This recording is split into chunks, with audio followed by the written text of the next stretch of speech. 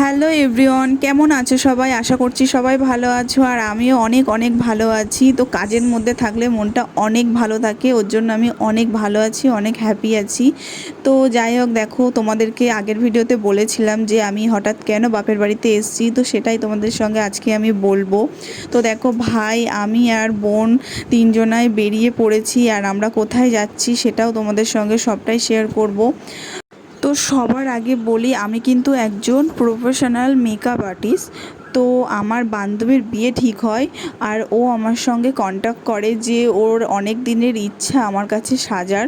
তো আমাকে বলল বিয়ের ডেটটা, আর আমি সেই অনুযায়ী কালকেই বাড়ি থেকে বাপের বাড়িতে চলে এসেছি। ওর বিয়ে ছিল 19 তারিখ, আমি চলে এসেছিলাম 18 তারিখ। তো আজকে 19 তারিখ আর বান্ধবীকে সাজানোর জন্য বেরিয়ে পড়েছি আর বাড়িতে চলেও এসেছি। দেখো বান্ধবী আমাকে মিষ্টি দিয়ে গেছে। তারপরে দেখো এদিকে বোন তো আজকে একাদশী করেছে আর ওকে তো আমি দেখিয়ে দেখিয়ে খাচ্ছিলাম। আর তারপরে আমরা আধ ঘন্টার ওপরে বসে রয়েছি। তো আমাদের বান্ধবীর এখনও রিচুয়ালস কমপ্লিট হয়নি। আমি তো প্রচণ্ড পরিমাণে বোরিং ফিল করছিলাম, কি করব বুঝতে পারছিলাম না। একবার শুচ্ছি, একবার বসছি, মানে বিরক্তিকর লাগছিল। এতক্ষণ ধরে বসে থাকতে কারই ভালো লাগে? কারোরই ভালো লাগে না। তারপরে দেখো এদিকে আমার বোন ফ্রি ফায়ার খেলা শুরু করে দিয়েছে। কি আর করবে, আর বান্ধবীকে কি তাড়া দেবো? বান্ধবী তো নিজেই কান্নাকাটি করে ভাসিয়ে দিচ্ছে, কারণ ওর কিছু আত্মীয় আসেনি। তো ওদেরও কিছু নিয়ম আছে, গায়ে হলুদ, তারপরে স্নান করানো।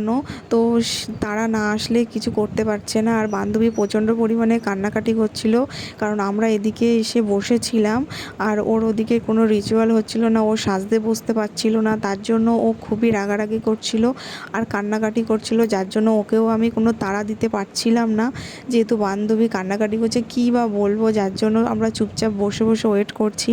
তো 1.5 ঘন্টা হয়ে গেছে বসে রয়েছি, খুবই বিরক্তি লাগছে। তারপরেও কিছু বলতে পারছিলাম না, কারণ ওরও কিছু করার ছিল না বাড়ির প্রবলেমের জন্য। আর এটা বিয়ের সময় এটা হয় সব ক্ষেত্রে, শুধু আমাদের হয় বলে না, ওদেরও কিছু হয়তো রিচুয়াল থাকে। তো সেগুলোই হচ্ছিলো। আর দেখো আমি না পেরে শুয়েই পড়েছি। তো ফাইনালি আমার বান্ধবী দেখো বসেছে স্নান টান করে এসে, আর অনেকটা দেরি হয়ে গেছে। তো কিভাবে কি মেকআপ করছি সেগুলো তোমাদের সঙ্গে শেয়ার করতে পারলাম না। চলো ফুল লুকটা নিয়ে তোমাদের সঙ্গে আবার আসছি। তো এই হচ্ছে আমার বান্ধবীর ফাইনাল লুক।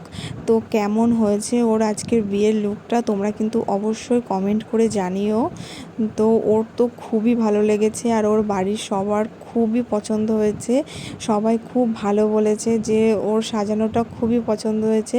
আর ও তো কোনো টাইমই এত মানে মেকআপ টেকআপ অত করে না। তো ফার্স্টে ও এরকম বিয়েতেই মেকআপ করেছে, তো ওর খুবই পছন্দ হয়েছে মেকআপটা।